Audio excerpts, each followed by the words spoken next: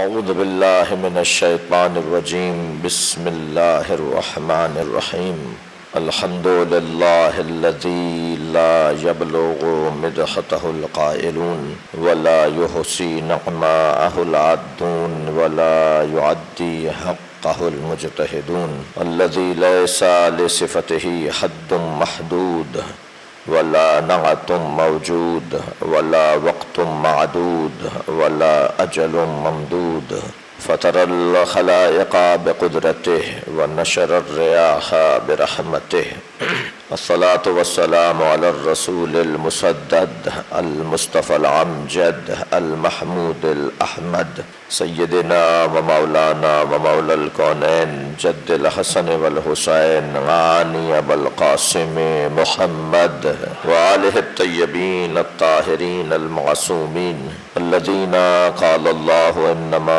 يريد الله ليذهب عنكم الرجس أهل البيت ويطهركم تطهيرا اللهم صل على محمد وعلى محمد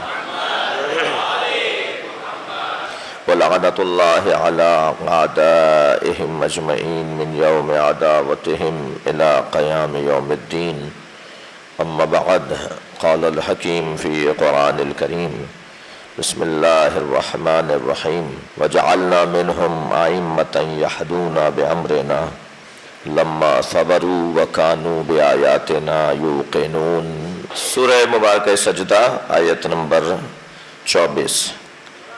اللہ اپنے اس کلام میں نظام ہدایت میں ایک عنوان جسے امامت کہا جاتا ہے اس کے انتخاب کا طریقہ بتا رہا ہے۔ پیش نماز مدرسے کے پرنسپل، اسکول کالج کے مدیر، صوبے کا وزیر اعلیٰ اور گورنر، یہ دنیا میں رائج ہے کہ اس کے لیے کوئی شرط و شرائط ہونے چاہیے، اور شرط و شرائط ہیں۔ ایک شہر اگر کسی کے حوالے کیا جا رہا ہو تو اس کے شرائط ہیں، اگر پوری کائنات کسی کے حوالے کی جا رہی ہو۔ اور میرے محترم سننے والوں پر اس بات کی وضاحت ہے کہ اللہ کی مخلوق میں اقسام کتنے ہیں ان کا شمار کرنا ہمارے بس کی بات نہیں ہے کہ کتنی قسموں کی مخلوق اس نے بنائی ہے، مگر ساری مخلوقات کو جس مخلوق کی خدمت میں رکھا ہے وہ ہے انسان۔ انسان سب سے اعلیٰ و اشرف، عرفہ و بلند مخلوق ہے۔ وہ کہتا یہ ہے کہ خلقت الخلق لأجلک، اے انسان، حدیث قدسی کا میں جملہ آپ کو سنا رہا ہوں، خلقت الخلق لأجلک، اے انسان، میں نے ساری مخلوق تیرے لیے بنائی ہے، وخلقتک لأجلی، مگر تجھے اپنے لیے بنایا ہے۔ کتنی قیمت ہے اس کی، یعنی کتنا بلند ہو گیا، یہ کتنی عزت بڑھ گئی اس کی۔ مقام تو دیکھیں انسان کا کہ کتنا بلند ہے کہ اللہ کہہ رہا ہے تو میرے لیے ہے۔ چھوٹا بچہ اگر کوئی ایسی چیز کھا رہا ہو جو چھوٹے بچے کے کھانے کی نہیں ہے تو آپ اسے کہتے ہیں بیٹا یہ تمہارے لیے نہیں ہے۔ یا مثال کے طور پر کوئی بیمار اگر ایسی چیز کھا رہا ہو جو اس کو نقصان پہنچائے گی تو کہا جائے گا یہ تمہارے لیے نہیں ہے۔ ہر چیز ہر ایک کے لیے نہیں ہے، ہر جگہ ہر ایک کے لیے نہیں ہے، ہر جگہ ہر ایک بیٹھ نہیں سکتا۔ یہ انسان کی کتنی بڑی عزت ہے کہ انسان کو اللہ یہ کہے کہ تجھے میں نے اپنے لیے بنایا ہے، سب کچھ تیرے لیے بنایا ہے۔ خلقت الخلق لأجلک، میں نے ساری مخلوق تیرے لیے بنائی ہے۔ ساری مخلوق میں میرے تو بس کی بات نہیں ہے، ہمارے بس کی بات نہیں ہے کہ ہم مخلوقات کو گنیں کہ کیا کیا ہے جو اللہ نے انسان کے لیے بنایا ہے۔ یہ ہم نے اپنی تسلی کے لیے مخلوقات کو ان چند عنوانوں میں تقسیم کر دیا کہ جماعتات ہیں، نباتات ہیں، حیوانات ہیں۔ ہم نے یہ تقسیم کر لیا کہ پتھر ہیں، پودے ہیں، حیوان ہیں، پتھروں میں پھر حیوانات میں، پھر ہم نے کہا جی سب سے اعلیٰ مخلوق جو ہے وہ انسان ہے۔ مگر اتنا طے ہے کہ جہاں ہماری عاجزی کا اظہار ہو رہا ہے وہ سب کچھ اللہ نے انسان کے لیے خلق کیا، اور انسان کو جس چاؤ سے، اردو میں مجلس پڑھ رہا ہوں، جس چاؤ سے اس نے بنایا ہے، جس شغف سے، شوق سے، جس رغبت سے بنایا ہے، اور بنانے کے بعد اپنے آپ کو مبارکباد دی ہے۔ تبارک اللہ احسن الخالقین، اللہ کو مبارک ہو کہ بہترین مخلوق کا بنانے والا ہو گیا۔ خود اپنے آپ کو مبارکباد دے رہا ہے۔ اگر پانی سے بھری بالٹی ایک ہاتھ سے نہ اٹھ رہی ہو تو ہم آواز دے کر کہتے ہیں دونوں ہاتھوں سے اٹھاؤ، یعنی پوری طاقت سے اٹھاؤ۔ اللہ کہہ رہے ہیں اس انسان کو میں نے اپنے دونوں ہاتھوں سے بنایا ہے۔ یا ابلیس ما منعک ان تسجد لما خلقت بیدی، اے ابلیس اسے سجدہ کرنے سے تجھے کس نے روکا تھا جسے میں نے اپنے دونوں ہاتھوں سے بنایا ہے۔ یہ دونوں ہاتھوں سے بنانے میں جو حجت ظاہری قرآن کا جو ظاہر ہے وہ حجیت رکھتا ہے، ظواہر قرآن کے مطابق یعنی مکمل طاقت سے بنایا ہے۔ میں نے اپنی ساری طاقت لگائی ہے انسان کو بنانے میں۔ A4 سائز کے اوپر سورہ الحمد لکھنا بہرحال لکھنا ہے، لیکن چاول کے دانے پہ لکھنا ہنر ہے۔ سورہ الحمد کو کوئی A4 سائز کے صفحے پر لکھے یہ بھی لکھنا ہے، مگر کوئی چاول کے دانے پہ لکھ کے دکھائے۔ اللہ نے جو جو چیزیں ہاتھی میں رکھی ہیں وہ چیونٹی میں بھی رکھی ہیں۔ وہ جو ساری کائنات میں اس نے رکھا تھا، جو سب کچھ اس نے ساری کائنات میں بکھیرا ہے، وہ ساری چیزیں، وہ سارے نظام جو اللہ نے پوری کائنات میں رکھے ہیں وہ 6 فٹ کے بدن میں بھی رکھے ہیں۔ لہذا سورہ فصلت میں ارشاد فرماتا ہے سنریہم آیاتنا فی الآفاق وفی انفسہم حتی یتبین لہم انہ الحق، ہم اپنی نشانیاں انہیں بہت جلد اپنی نشانیاں پوری کائنات میں دکھائیں گے، آفاق پوری کائنات میں دکھائیں گے، وفی انفسہم اور اس انسان کے اندر دکھائیں گے۔ یعنی جو جو اللہ کی نشانیاں کائنات میں اس نے بکھیری ہوئی ہیں وہ اس 6 فٹ کے بدن میں بھی رکھی ہوئی ہیں۔ وہاں زمین کو سنبھالنے کے لیے پہاڑ رکھا تو یہاں بدن کو سنبھالنے کے لیے ہڈیاں رکھیں۔ وہاں نظام باد وزی قرار دی یعنی ہواؤں کا نظام رکھا تو انسان کے بدن میں تنفس کے نظام کو قرار دیا۔ وہاں دریاؤں سمندروں کو رکھا تو یہاں شریانوں میں جاری خون کو اور پانی کو قرار دیا۔ وہاں چاند اور سورج رکھا تو یہاں 2 آنکھیں بھی عطا کی ہیں۔ وہاں اگر فصلوں کا نظام رکھا تو یہاں بال اگنے کا نظام بھی قرار دیا ہے۔ وہ ساری چیزیں جو ساری کائنات میں تھیں وہ سب اس انسان کے اندر بھی اس نے رکھی، اور اسے بنانے کے بعد پھر اسے جسے جتنا اہتمام کے ساتھ بنایا جاتا ہے، پالا جاتا ہے، سنبھالا جاتا ہے، بنایا جاتا ہے، حاصل کیا جاتا ہے، اس کی حفاظت کا انتظام بھی پھر اسی اہتمام کے ساتھ ہوگا۔ جی بڑی محنت سے گھر بنایا ہے، بڑی محنت سے فلاں باغ سجایا ہے، تو اب اس کو سنبھالنے کا انتظام بھی، اسے سنبھالنے کا انتظام بھی اتنے ہی انتظام سے ہوگا۔ کسی چیز کا حاصل کر لینا مشکل ہو سکتا ہے مگر اس سے زیادہ مشکل اس کو سنبھالنا ہوتا ہے۔ اے انسان میں نے تجھے بنایا اتنے اہتمام کے ساتھ ہے، تجھے بچاؤں گا کیسے؟ بس عزیزوں میں ایک اپنا حاصل جملہ آپ کو ہدیہ کر رہا ہوں، اللہ نے جسے اس اہتمام کے ساتھ بنایا اس کے سنبھالنے کے نظام کو نظام امامت کہا جاتا ہے۔ لہٰذا اب وہ جو نظام اس نے امامت کے عنوان سے قرار دیا اسے اعلیٰ ترین آخری درجہ ہادیوں اور ہدایت پہنچانے والوں کی میں سب سے زیادہ کوالٹی اور معیار جب بن جائے اور زیادہ معیاری جب ہادی سامنے آئے تو اسے امام کہا جاتا ہے۔ امام یعنی معیارات میں توجہ چاہوں گا، معیارات میں اور صلاحیتوں میں جب ہادی بھرپور اپنا مظاہرہ کرے تو وہ ہادی امام کہلاتا ہے۔ لہذا نبوت بھی ہے، رسالت بھی ہے، مگر ابراہیم امام جب بنیں گے جب اپنی صلاحیتوں کا اظہار کریں گے۔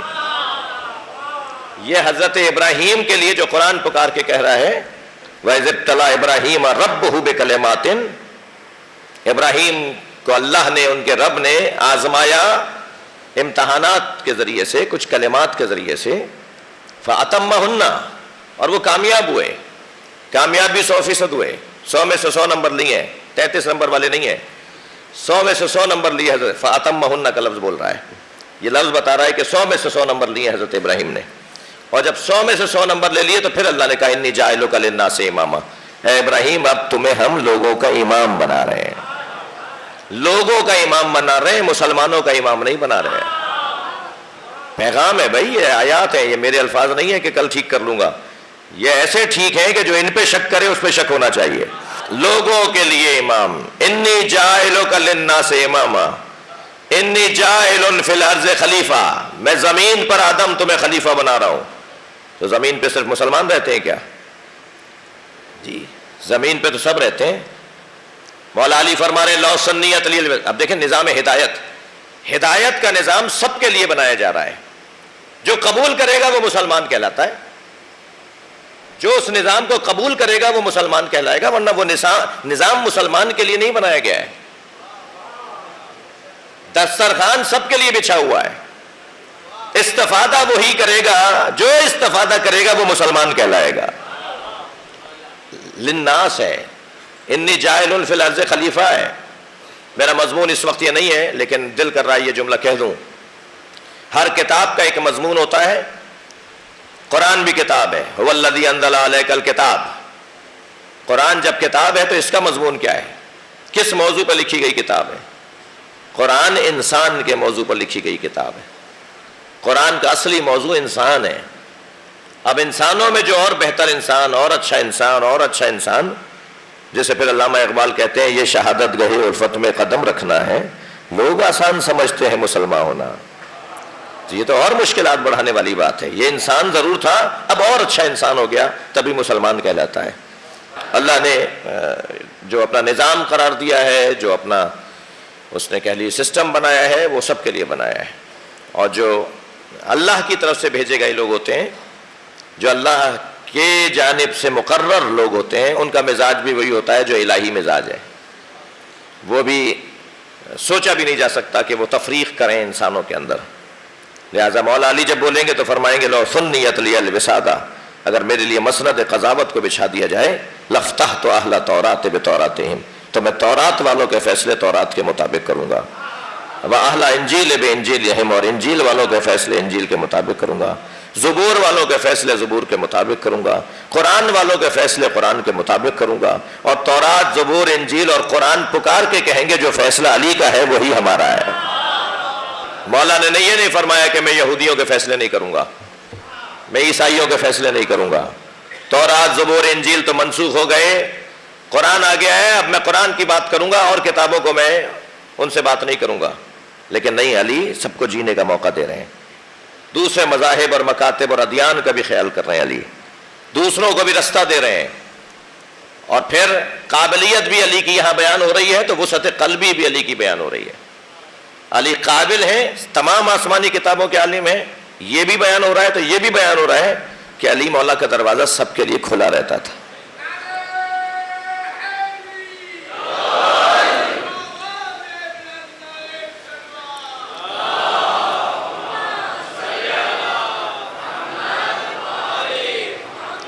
اب وہ جو انسانوں کے لیے امام بنانے کا اعلان کر رہا ہے، اس اللہ نے امام کے شرائط کو بیان کیا ہے۔ امام ہر ایک کو نہیں بناتا، وہ ہر ایک کو امام نہیں بناتا۔ جی، آپ جز وقتی پیش نماز بغیر شرائط کے نہیں بناتے، جو کل وقتی امام ہو وہ بغیر شرائط کے کیسے بنے گا؟ تو وہ شرائط کیا ہیں؟ ان شرائط میں جو امام بنانے کے لیے اللہ نے قرار دیے ہیں، ان میں اس آیہ کریمہ میں دو شرائط بیان ہوئے ہیں، دو شرطیں بیان ہوئی ہیں۔ اور ایک شرط انسان کی ذاتی، اس کی صلاحیتوں کا اظہار ہے، ذاتی اس کی قابلیت کا اظہار ہے، اور ایک اس کے معتقدات ہیں، اس کے عقائد سے وابستہ ہیں۔ یعنی اللہ نے ترتیب میں ذاتی قابلیت کو امامت کے لیے پہلے قرار دیا ہے، اور اس کے عقائد اور اس کے معتقدات، اس کی وابستگی، اس کا تعلق اللہ نے دوسرے مرحلے پہ قرار دیا ہے۔ اب سنیے آیت کا ترجمہ۔ وَجَعَلْنَا مِنْهُمْ أَئِمَّةً يَهْدُونَ بِأَمْرِنَا، اور ہم نے ان میں سے کچھ کو امام بنایا ہے، ان میں سے کچھ کو امام بنایا ہے۔ ایک کلاس کے لوگوں میں سے، ایک معیار کے لوگوں میں سے کچھ کا ہم نے انتخاب کیا ہے۔ یعنی جن میں سے اللہ نے امام بنایا ہے، وہ کون ہے جن میں سے اللہ نے امام بنایا ہے؟ وہ کتنے بڑے لوگ ہوں گے کہ جن میں سے اللہ نے امام بنایا ہے، وہ خود عام لوگ نہیں ہیں، پھر ان میں سے اللہ نے امام بنایا ہے۔ جن میں سے اللہ نے امام بنایا ہے، میں اگر بہت دیر بات کروں تو وقت طویل ہو جائے گا اور اصلی مضمون سے دور ہو جاؤں گا۔ مختصر اگر میں خلاصہ کروں کہ کن میں سے اللہ نے امام بنایا ہے، اللہ نے جن میں سے امام بنایا ہے ان میں سے ایک کا نام عباس ہے۔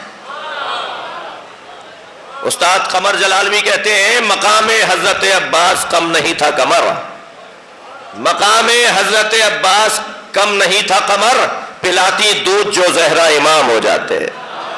جن میں سے اللہ، جن معیار کے لوگوں میں سے اللہ امام بناتا ہے، ان معیاری لوگوں میں ایک نام حضرت ابو الفضل عباس کا ہے۔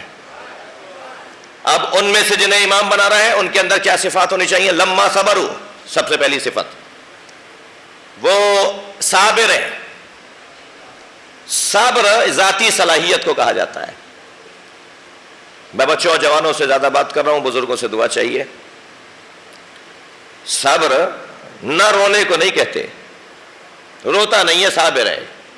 یہ تو ہو سکتا ہے جلاد ہو، جو روتا نہیں ہے ہو سکتا ہے جلاد ہو، اس لیے کہ رونے کا تعلق اور نہ رونے کا تعلق صبر کے ساتھ نہیں ہے۔ وہ تو زیادہ بڑا انسان ہے جس کو آنسو جلدی آتے ہیں۔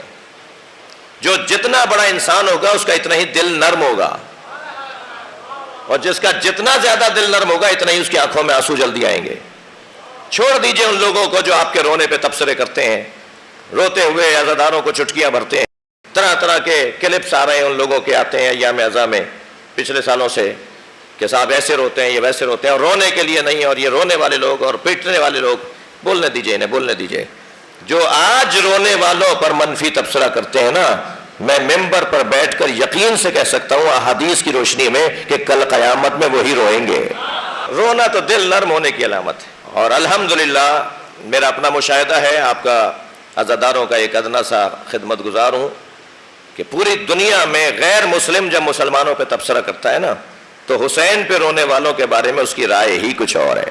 غیر مسلم جب مسلمانوں کے بارے میں ان کے احوال کے بارے میں بات کرتا ہے تو امام حسین کے عزاداروں کے بارے میں اس کی رائے مثبت ہے۔ یہ جا کے کہیں پھٹتے نہیں ہیں، یہ جا کے کہیں کسی کو نقصان نہیں پہنچاتے، یہ جا کے کسی کو قتل نہیں کرتے، ان کا پہلے ہی دل اتنا نرم ہے۔ جو قوم رونے کی مشق کرتی ہے وہ کسی کو رلاتی نہیں ہے۔ الحمدللہ اس پہ فخر ہونا چاہیے، ہمیں ایک کام پہ لگایا ہے۔ صبر لما صبر ہو، صبر ایک قابلیت، ذاتی قابلیت کو کہتے ہیں۔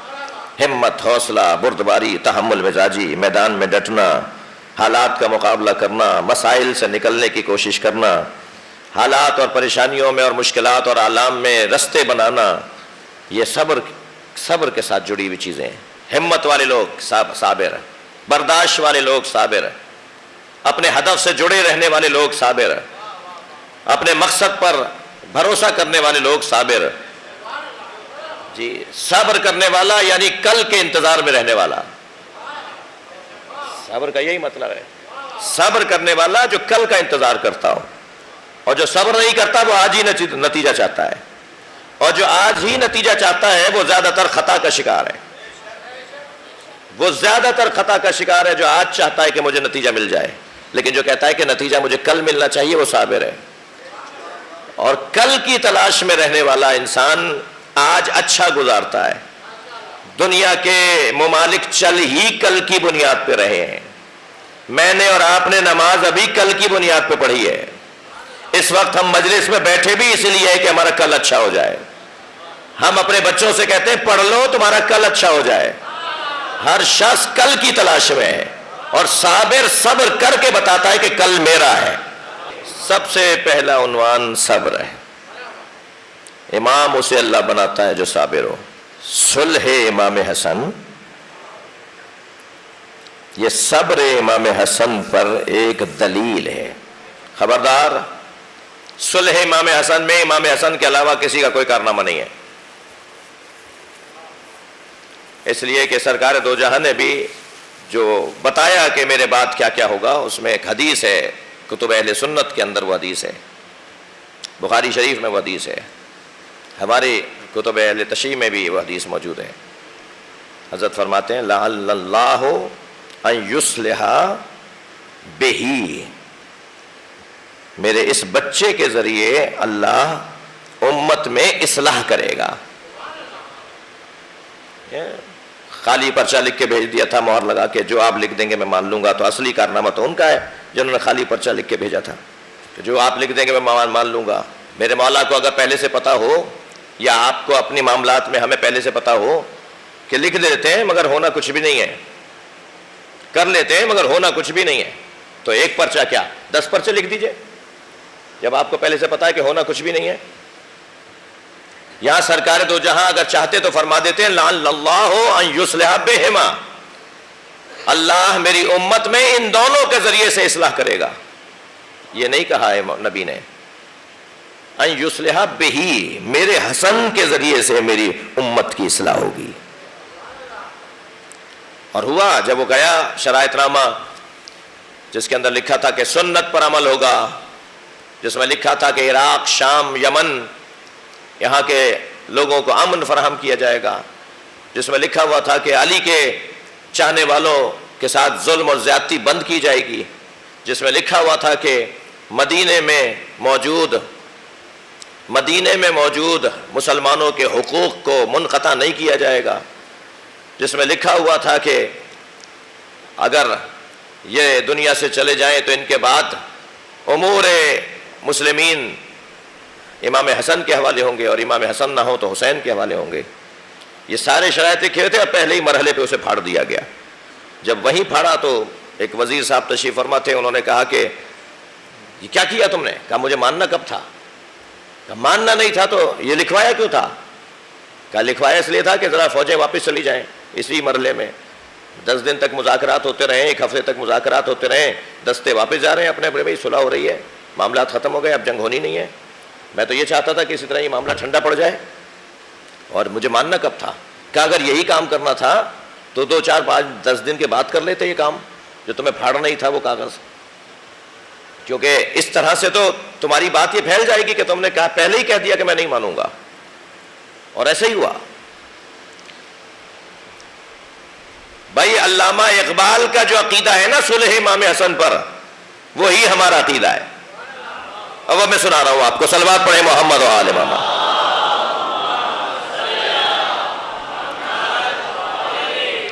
علامہ اقبال کہتے ہیں ہاں یکے شمع شبستان حرم، سیدہ کے بچوں میں سے ایک بچہ وہ ہے جو حرم الہی کی شمع ہے، جس کی وجہ سے اللہ کا گھر روشن ہے. ہاں یکے شمع شبستان حرم، حافظ جمیعت خیر الامم، جس نے خیر الامت، امت کو، بہترین امت کو مرنے سے بچایا. لہذا ظہور احمد فیضی اہل سنت عالم دین لکھتے ہیں کہ یہ صلح نہیں تھی، بیعت تو تھی ہی نہیں. غلط بات، بالکل غلط بات، بیعت نہیں تھی. بیعت ہوتی، توجہ، دلیل دے دوں کہ بیعت نہیں تھی. بڑے جھوم جھوم کے کہتے ہیں کہ بیعت کر لی تھی امام حسن نے. ان کو جواب دے رہا ہوں، امام حسن نے بیعت نہیں کی تھی. اگر امام حسن نے بیعت کر لی ہوتی، دیکھیں یہ ممبر عقائد کے دفاع کا ممبر بھی ہے، اس ممبر سے یہ عقائد بیان ہوں گے اور بیان ہوتے رہیں گے، آپ کو بھی سننا پڑے گا. صلوات پڑھیں ذرا محمد و آل محمد.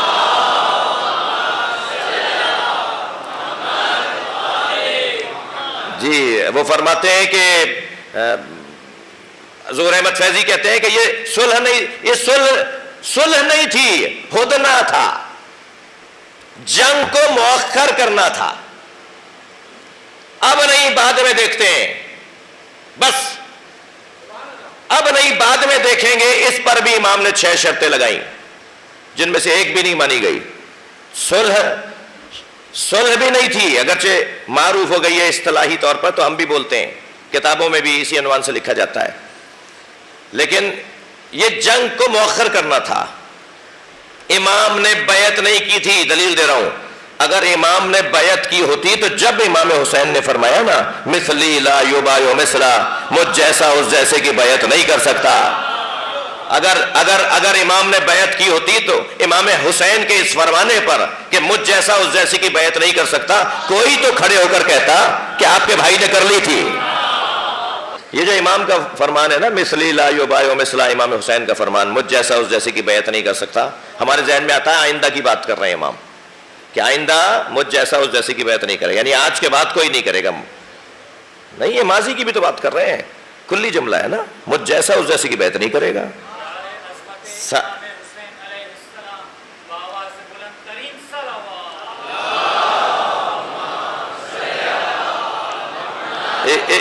ایک اور حضرت کا مجھے فقرہ یاد آ رہا ہے، حضرت کا فرمان یاد آ رہا ہے. حضرت فرماتے ہیں اسیرو بسیرت جدی و ابی میں اپنے نانا اور اپنے بابا کی سیرت پہ عمل کرنے جا رہا ہوں.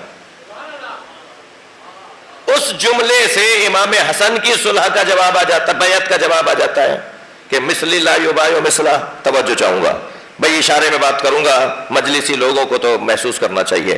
اس جملے سے کہ مثلی لا یبایع مثلا، مجھ جیسا اس جیسی کی بیعت نہیں کر سکتا، یہ امام حسن کی بیعت کا جواب ہے کہ امام حسن نے بیعت نہیں کی. اور اس جملے سے امام حسین کے کہ اسیر و بسیرت جدی و ابی، میں اپنے نانا اور اپنے بابا کی سیرت پہ عمل کرنے جا رہا ہوں، مولا علی کی بیعت کا جواب آ جاتا ہے. مولا علی نبی صلوات پڑھ لیں محمد و آل محمد پر، اللہم صل علی محمد و آل محمد. اور صلح بھی اس انداز سے کہ ہدنہ مؤخر کیا جنگ کو. اب علامہ اقبال کے 4 مصرے سنیے. فرماتے ہیں یک شمع شبستان حرم، ان بچوں میں سے ایک بچہ سیدہ کا. سیدہ کے فضائل پڑھتے ہوئے انہوں نے یہ کلام لکھا ہے. علامہ اقبال کی جو پوری نظم ہے جناب زہرا کی عظمت پر فارسی میں، اس میں سیدہ کو بیان کرتے ہوئے پھر ان کے بچوں کا تذکرہ کر رہے ہیں. مادریان مرکز پرکار عشق، مادریان کاروان سالار عشق. یہ فرماتے ہوئے کہتے ہیں یک شمع شبستان حرم، ان میں سے ایک بچہ سیدہ کا وہ ہے جو حرم الہی کی شمع ہے. یک شمع شبستان حرم حافظ جمعیت خیر الامم، جس نے بہترین امت کو مرنے سے بچایا، وہ سیدہ کا ایک بچہ ہے. اب دوسرے مصرے سنیے جس میں صلح کے بارے میں وہ وضاحت کر رہے ہیں. فرماتے ہیں تا نشیند آتش پیکاروں کی، کسی طرح جنگ مؤخر ہو جائے، کسی طرح خون گرنا بند ہو جائے، کسی طرح خوریزی رک جائے. تا نشیند آتش پیکاروں کی، پشت پازد برسر تاج و نگی. حسن مجتبی نے خون گرنے سے روکا تھا اور تخت و تاج کو لات مارا تھا. تم لے لو مگر لوگوں کو نہ مارو. بس یہ ہدف تھا، مقصد تھا صلح امام حسن کا.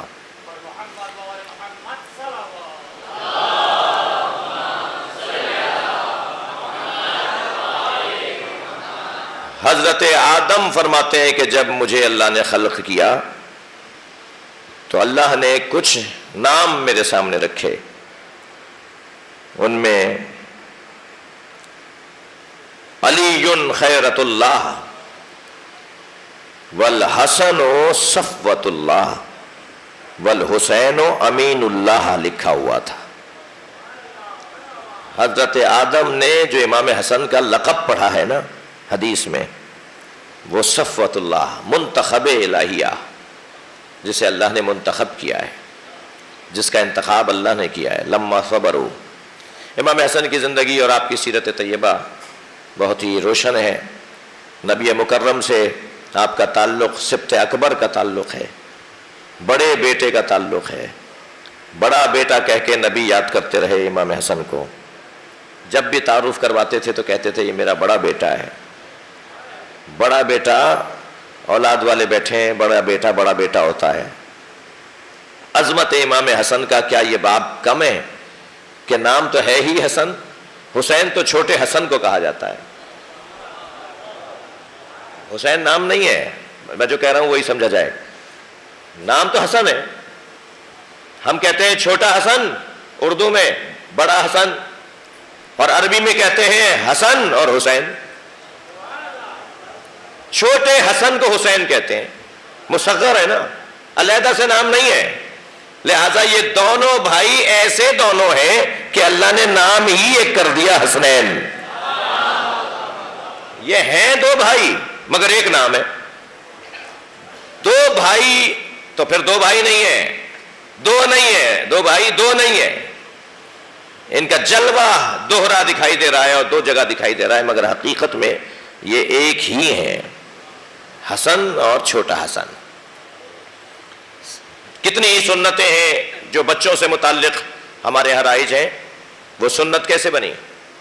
وہ امام حسن کی وجہ سے بنی. عقیقہ ہے، بال تراشنا ہے، جی ولیمہ کھلانا ہے، بچے کے ہونے پر کھانا کھلانا ہے، خاص طور پہ وہ چاندی صدقہ دینا ہے. یہ سب امام حسن کی وجہ سے سنتیں بنی ہیں. پوری دنیا کا مسلمان ان سنتوں پہ عمل کرتا ہے اس لیے کہ نبی نے امام حسن کے لیے سب کچھ کیا. اب وہ سنت بن جائے گا. اور کیا وجود ہے علمی، کیا وجود ہے بہادری کا. آپ کی توجہات بھرپور ہے. اللہ نے ان دونوں شہزادوں کو، ان دونوں ہستیوں کو بڑا مقام دیا ہے۔ سرکار نے کوئی لمحہ نہیں چھوڑا جس میں ان کا تعارف نہ کروایا ہو۔ جس شان سے تعارف کروایا ہے اس کا بیان بھی بہت مختلف ہے۔ ایک کو ایک شانے پر بٹھاتے ہیں، دوسرے کو دوسرے شانے پر بٹھاتے ہیں۔ جب گھر سے باہر لے کے چلتے ہیں تو فرماتے ہیں نانا ہماری بھی سواری ہے مگر اور بچوں کی سواریوں کی تو باغیں بھی ہیں۔ تو آپ نے اپنے دونوں بالوں کو، اپنے سر کے بالوں کو 2 حصوں میں تقسیم کیا، زلفیں بنائیں، 2 حصوں میں بال تقسیم کیے، ایک طرف کے بال امام حسن کے ہاتھ میں دے دیے، ایک طرف کی زلفیں امام حسین کے ہاتھ میں دے دیں۔ پھر فرمایا بابا نانا جو سواریاں اور بچوں کی ہیں وہ تو آوازیں بھی نکال رہی ہیں، ان کی تو آوازیں بھی نکل رہی ہیں، تو نبی نے رف رف کی آواز نکالی جیسے سواریاں آوازیں نکال رہی تھیں۔ وما ينطق عن الهوى ان هو الا وحی یوحی ہے، یہ بولتے نہیں ہیں مگر بولتے ہیں تو وحی کے مطابق بولتے ہیں، یعنی گویا اللہ کہہ رہا ہے جو حسن کے ہے، جو حسین کے ہے، وہ کرتے رہو گویا میں کہہ رہا ہوں۔ بہت بڑا مقام ہے۔ اور پھر ایک نامور شخصیت نے آواز دے کر کہا، امام حسن اور امام حسین کا آواز دے کر کے، نعم الراکب، جی نعم المرکوب، کتنی اچھی سواری ہے۔ تو سرکار نے انہیں دیکھ کے فرمایا یہ بولو کتنے اچھے سوار ہیں، یعنی آپ چاہتے ہیں کہ جب بھی میرا تذکرہ ہو میرے بچوں کا ذکر ضرور ہو، اگر کوئی میری تعریف کرے تو ساتھ میں میرے علی کے اور میری فاطمہ اور میرے حسن و حسین کی تعریف ضرور کرے۔ سرکار کو اپنی تعریف پسند ہی تب آتی ہے جب پنجتن کی تعریف کے ساتھ ہو، جو اہل بیت اللہم صل علی محمد وعلی محمد۔ فرمایا ہما امامان قاما و قادا، یہ دونوں میرے بچے، یہ دونوں میرے بچے، یہ دونوں میرے فرزند امام ہیں، دونوں امام ہیں۔ میں ایک بات کی وضاحت بار بار کرتا ہوں، یہاں بھی کر دیتا ہوں، میں کوئی ایسی روایت آپ کو نہیں سناؤں گا جو سنی شیعہ کے نزدیک نہ ہو، یعنی دونوں کے ہاں کتابوں میں نہ پائی جاتی ہو، کیونکہ مجلس میں مسلمان غیر مسلم بھی، ہم تو جس انداز سے مجلسیں کر رہے ہیں اور ہم نے امام بارگاہ بنائے تو اس میں اسی لیے تاکہ غیر مسلم بھی آنا چاہے تو ہماری طرف سے کوئی پابندی نہیں ہے۔ سنی تو ویسے ہی ہماری جان ہے، سنی ہماری جان ہے، ہمارے فقہا کا حکم ہے کہ سنیوں کو جان بولو، اپنی ان سے قریب ہو، ان کے ساتھ پیار کرو، ان سے محبت کرو۔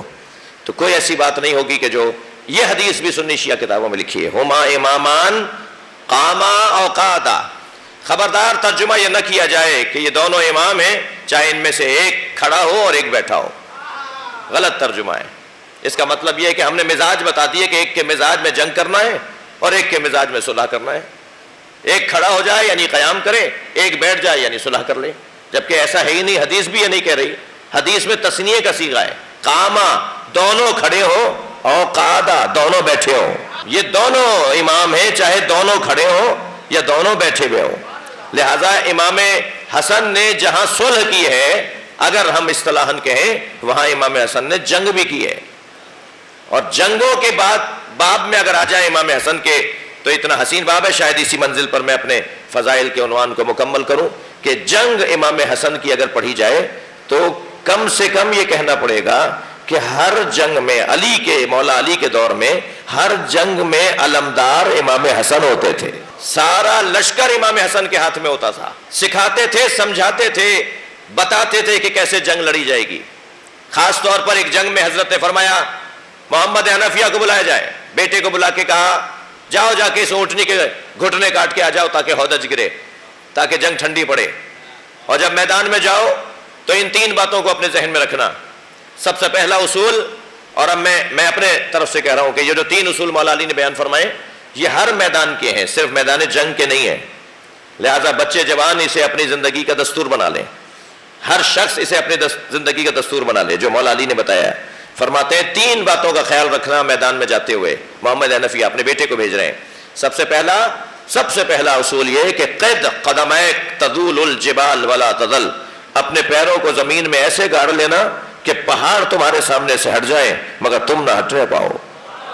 مقابلہ، استقامت، میدان میں ڈٹنا، بھاگنا نہیں ہے، طے کر کے جاؤ کہ واپس آنا ہی نہیں ہے جب تک ہدف پورا نہ ہو جائے، جب تک مقصد پورا نہ کر لوں، جب تک جس کام پہ جا رہا ہوں وہ میں کام حاصل نہ کر لوں، اس وقت تک مجھے میدان چھوڑ کے نہیں آنا۔ فرماتے ہیں دوسرا اصول انظر الی اقصی القوم، اپنی نگاہوں کو آخری دستے پہ رکھنا، آخری دستے کو دیکھ کر آگے بڑھنا۔ جن کی نگاہیں پہلے دستے پر ہوتی ہیں وہ دوسرے دستے تک نہیں پہنچ پاتے، جن کی سوچ چھوٹی ہوتی ہے وہ آگے نہیں بڑھ پاتے، جو عارضی وقتی سوچ کے حامل ہوتے ہیں وہ بڑی سوچ سے ہمکنار نہیں ہو سکتے۔ لہذا سوچ تو بڑی کرو، خیال تو بڑا کرو، اچھے الفاظ، اچھے سوچ تو لے کر آؤ، آخری دستے کو رکھنا نگاہ میں تاکہ وہاں تک پہنچ جاؤ۔ اور جب تم استقامت کے ساتھ آخری دستے کو نگاہ میں رکھتے ہوئے آگے بڑھو گے تو پھر کامیابی تمہارا مقدر ہے، پھر تم جیت کر ہی واپس آؤ گے، اور جب جیت کر واپس آؤ گے تو مرحبا، آفرین، شاباش، تکبیروں کی صدائیں، اور تمہارا استقبال کیا جائے گا۔ اس وقت تمہارے ذہن میں خیال آ سکتا ہے کہ تم کچھ ہو، تم بھی تو ہو۔ تو مولا نے فوراً فرمایا اب تیسرا اصول اپنے ذہن میں بٹھا لینا، وَاعْلَمُوا أَنَّ النَّصْرَ مِنَ اللَّهِ، جان لو کہ کامیابی اللہ نے دی ہے، تم نے کچھ نہیں کیا۔ محمد حنفیہ روانہ ہوئے میدان میں، جا رہے تھے تیزی سے گھوڑا دوڑاتے ہوئے کہ تیروں کی بارش ہونے لگی دشمن کی طرف سے۔ گھوڑے کی رفتار کند ہوئی، سست ہوئی، دشمن نے تیر اور بڑھا دیے، گھوڑا اور کمزور پڑا، دشمن نے تیر اور بڑھا دیے، گھوڑا الٹے پیر، انہوں نے گھوڑے کو پیچھے کیا، الٹے پیر ہونے لگے، تو پیچھے سے کسی نے ہاتھ رکھا پشت پہ، حضرت محمد حنفیہ کے، مڑ کے دیکھا تو امام حسن کھڑے تھے۔ فرمایا بھائی یہ ڈھال مجھے دو، یہ تلوار مجھے دو، اور ان سے تلوار اور ڈھال لی اور میدان میں چلے گئے، بلا تشبیہ برق کی مانند۔ توجہ چاہوں گا بھائی، میں آپ امام حسن کی جنگ تو نہیں پڑھ رہا لیکن پڑھ بھی سکتا ہوں کہ امام حسن بلا تشبیہ برق کی مانند میمنے میں جاتے تھے، پھر میسرے میں آتے تھے، پھر قلب لشکر میں آتے تھے، پھر لشکر کے اختتام پہ جاتے تھے، پھر آغاز میں آ جاتے تھے۔ اور جب امام حسن نے اپنی شجاعت کا جوہر دکھایا تو جو نئے نئے سپاہی آئے ہوئے تھے نا لشکر میں، وہ یہ دیکھنا چاہتے تھے کہ علی کیسے لڑتے ہیں، آپس میں کہنے لگے جیسے یہ لڑ رہا ہے علی بھی ایسے ہی لڑتے ہیں۔ تو اپنے گھوڑوں کی پشتوں پہ کھڑے ہو کر امام حسن کو دیکھنے لگے کہ تلوار کا وار کیسے ہوتا ہے، یہ داؤ کیسے چلاتے ہیں، یہ پیچ کیسے لگاتے ہیں، یہ کیسے ایک وقت میں 4 آدمیوں کا مقابلہ کرتے ہیں، یہ چاروں سمت سے آنے والوں کو ایک وقت میں کیسے نمٹا دیتے ہیں۔ یہ سیکھنے والے بھی تھے کہیں اور مگر سیکھنا بھی چاہ رہے تھے۔ تو کچھ لوگ گھوڑے کی پشتوں پر کھڑے ہو کر امام حسن کی جنگ کو دیکھ رہے تھے، اور امام اس برق رفتاری سے میدان کے اندر اپنا کام دکھا رہے تھے، اپنے کام کو اور اپنے شجاعت کا مظاہرہ کر رہے تھے کہ کبھی کبھی امام انہیں نظر بھی نہیں آتے تھے۔ اب تاریخ کا ایک حسین جملہ ہے جو میں آپ کے حوالے کر رہا ہوں، یہ کیسے ڈھونڈے کہ حسن کہاں ہے؟ جہاں لشکر کو مزمحل ہوتا دیکھتے تھے سمجھتے تھے وہاں حسن ہے، اور اسی کیفیت میں امام پہنچے اونٹنی کے قریب، اور آپ نے اس کا گھٹنا کاٹا، وہ گری، ہودج گری، اور جنگ ٹھنڈی پڑ گئی۔ واپس جو آئے تو مرحبا مرحبا آفرین کی آوازوں میں امام حسن کا استقبال ہوا۔ آگے بڑھ کر مولا علی نے اپنے بچے کا استقبال کیا، تمام صحابہ کرام نے، تمام مولا علی کے ساتھیوں نے امام حسن کو آفرین کہا۔ اچانک مولا علی کی نگاہ گئی محمد حنفیہ کی طرف۔ اب تربیت اولاد کا ایک نسخہ لے لیجئے مجھ سے، اولاد کے ساتھ ماں باپ کو کیسے رہنا چاہیے اور کیا رویہ ہونا چاہیے ان مسائل میں۔ کیا دیکھا کہ محمد حنفیہ ایک کونے میں دور گردن جھکائے، گردن لٹکائے کھڑے ہیں۔ قریب جا کر مولا علی نے فرمایا محمد کیا بات ہے؟ کہا بابا آپ نے جو مجھے کام دیا تھا وہ میں کر نہیں پایا، آپ نے مجھے کہا تھا جاؤ، میں نہیں جا سکا، میں نہیں کر پایا۔ تو مولا علی نے شفقت سے، محبت سے ان کی پشت پہ ہاتھ مارا، اور ہاتھ مارتے ہوئے پیار بھرا ہاتھ مارا، اور ہاتھ مارتے ہوئے فرمایا انت ابنی وہو ابن رسول اللہ، تم میرے بیٹے ہو وہ رسول اللہ کا بیٹا ہے۔ صلوات پڑھ لیں محمد و آل محمد پر۔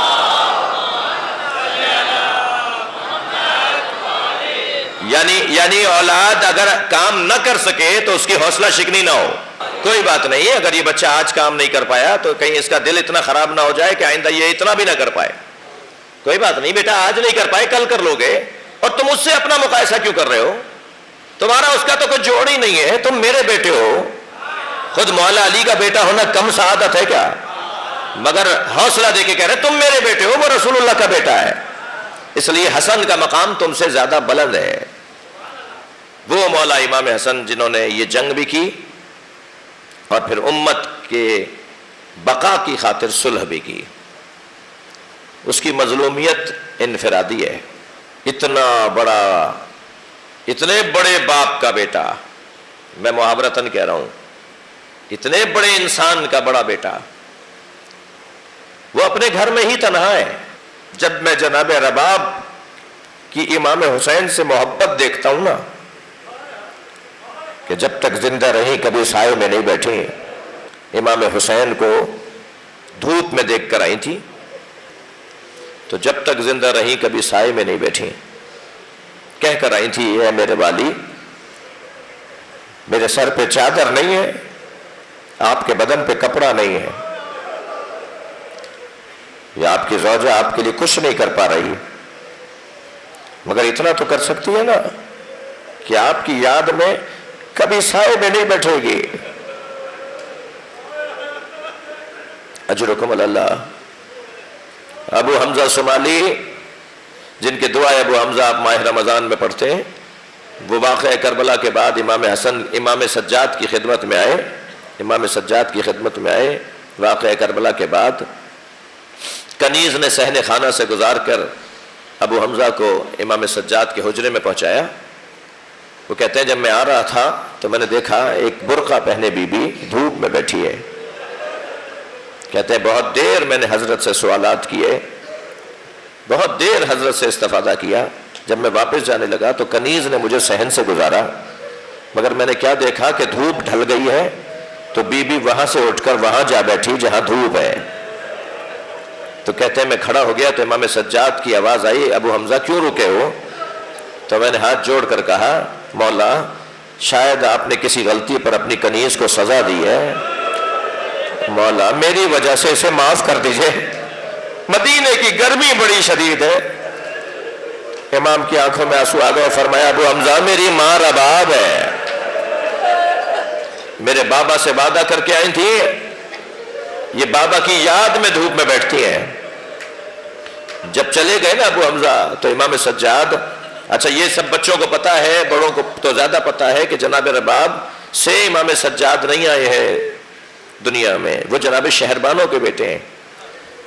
جناب رباب تو جناب علی اصغر کی مادر گرامی ہے، مگر بابا کی زوجہ ہے، ماں کا درجہ رکھتی ہے۔ تو ایسے برابر میں آ کے بیٹھی، ایسے برابر میں آ کے بیٹھے امام سجاد جیسے بچے ماں کے ساتھ بیٹھتے ہیں، اور فرمانے لگے اماں اب تو غیر بھی کہتے ہیں کہ سائے میں آ جائیے۔ تو جناب رباب نے کانپتی ہوئی آواز میں کہا، زین العابدین ہربلا مارا گیا، اجرکم اللہ۔ میں جب جناب اور امام حسین فرماتے ہیں مجھے وہ گھر اچھے لگتے ہیں جن گھروں میں رباب اور سکینہ نامی عورتیں ہوتی ہیں، اس لیے کہ جناب سکینہ نے اور جناب رباب نے جو امام حسین کے ہدف اور امام حسین کے تحریک میں اپنا حصہ ڈالا ہے، خواتین میں جناب زینب کے بعد وہ بہت بڑا مقام ہے۔ میں جب یہ فضائل جناب رباب کے دیکھتا ہوں نا کہ امام حسین سے کتنی سچی تھیں، امام سے کتنی وفادار تھیں، تو پھر ایک مرتبہ امام حسن یاد آتے ہیں۔ امام حسین کی زوجہ تو شوہر کی خاطر دھوپ میں بیٹھے، اور امام حسن کی زوجہ خود اپنے ہاتھ سے زہر کھلائے۔ دونوں بھائیوں میں کتنا فرق ہے، دونوں کی گھر کے اندر کتنا فرق ہے۔ میرے بھائیوں نے روشنیاں بند کر دی، شاید اچھا کیا ہے، اس لیے کہ امام حسن کی قبر پہ چراغ نہیں ہے، اور کربلا میں حسین کے مزار پر دیکھیں مہنگے مہنگے فانوس لگے ہوئے ہیں، سونے چاندی کے دروازے لگے ہوئے ہیں، جی مہنگے مہنگے قالین بچھے ہوئے ہیں۔